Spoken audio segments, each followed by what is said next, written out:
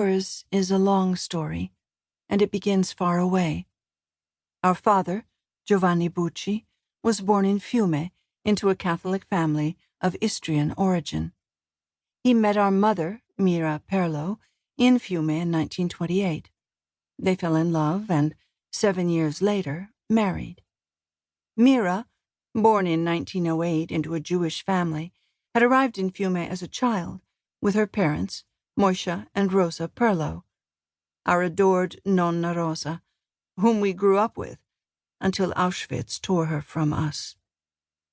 Nonna Rosa was born in 1883 into a family, the Farberows, who were then living in Vidrinka, a town on the border between Ukraine and Russia. According to her passport, which included her children, at the time of her birth and that of her children, Vidrinka belonged to Russia. When she was a child, Russian, along with Yiddish, obviously, was the language spoken at home. Around 1910, we don't know the exact year, Nonna, who had married Moisha Perlo, left Vidrinka with her new family, almost certainly because of one of the many pogroms against the Jews that were raging throughout Eastern Europe at the time.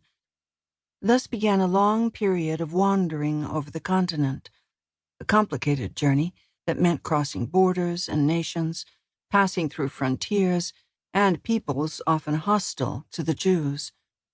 This was Europe in the early 20th century, not long before the First World War broke out. The family traveled on horse-drawn carts, several generations together.